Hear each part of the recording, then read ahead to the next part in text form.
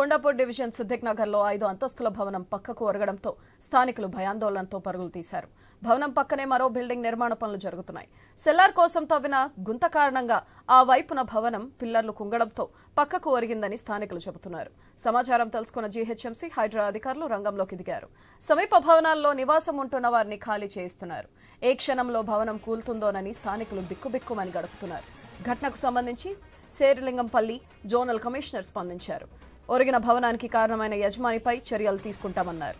అవసరమైతే భవనం కూల్చేస్తామని, భవనాల నిర్మాణానికి అనుమతి ఉందా లేదా అనే విషయాన్ని పరిశీలిస్తామన్నారు. ఘటనా స్థలానికి పోలీసులు, డీఆర్ఎఫ్ సిబ్బంది చేరుకుని చుట్టుపక్కల ప్రాంతాల్లోని ఇళ్లను ఖాళీ చేయించి విద్యుత్ సరఫరా నిలిపివేశారు.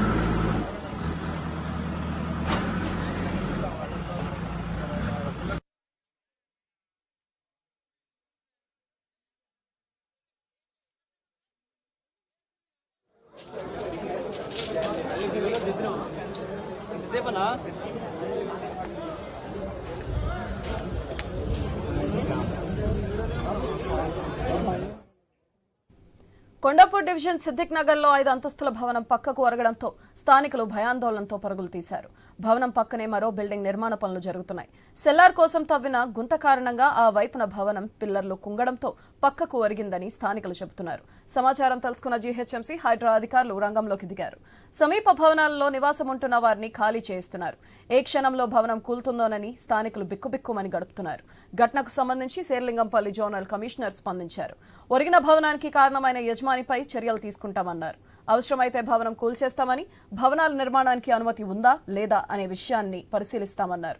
ఘటనా స్థలానికి పోలీసులు, డీఆర్ఎఫ్ సిబ్బంది చేరుకుని చుట్టుపక్కల ప్రాంతాల్లోని ఇళ్లను ఖాళీ చేయించి విద్యుత్ సరఫరా నిలిపివేశారు.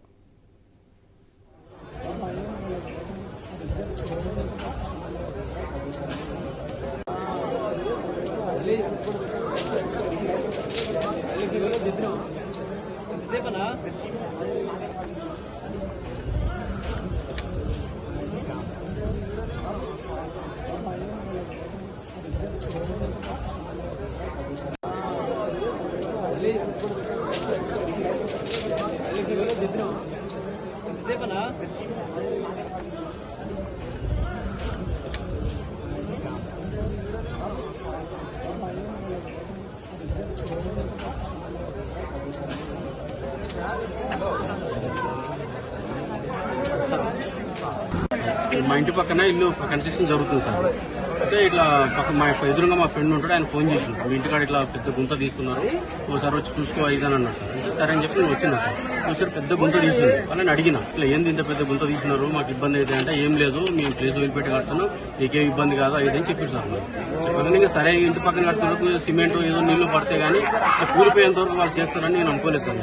సో ఇప్పుడు 8 గంటలకు ఫోన్ చేసి వాళ్ళు నాకు ఎదురింటి ఫోన్ చేశారు, ఇట్లా బిల్డింగ్ అంతా కోరిపోతుందనే సరికి నేను ఇంటికి చూసిన సార్, రెంట్కి ఇచ్చిన సార్. అంజయ్ నగర్ కానీ, సిద్దిక్ నగర్ కానీ పేద మధ్య తరగతి కుటుంబాలు ఎక్కువ. దాంతో నెంబర్ ఆఫ్ బిల్డింగ్స్ రావటం, 50-60 గజాల్లో 5, 6, 7 ఫ్లోర్లు చేసుకోవటం, నూతనంగా కట్టే ఒక కన్స్ట్రక్షన్ బిల్డరు పక్క బిల్డింగ్ ఫుట్టింగ్ కింద కూడా మట్టి తీయటం, అది జారిపోవటం మూలన పక్క బిల్డింగ్ పడిపోయే ప్రమాద స్థితిలో క్లియర్ గా కనపడతా ఉంది. ఇమీడియట్ గా తెలిసిన వెంటనే అందరు అధికారులు, ఇప్పటికే మా జోనల్ కమిషనర్ గారు, సంబంధిత అధికారులు అందరూ కూడా వచ్చారు. చుట్టుపక్కల బిల్డింగులు ఎటువంటి ప్రమాద సూచిక లేకుండా ఖాళీ చేయించడం, వాళ్ళని వేరే చోట షిఫ్ట్ చేయడం కూడా ఇప్పటికే జరిగింది. ఇమీడియట్ గా వెహికల్ తెప్పించి ఆ బిల్డింగ్ డిస్మాండింగ్ చేసి ప్రమాదం ఎక్కడ లేకుండా కూడా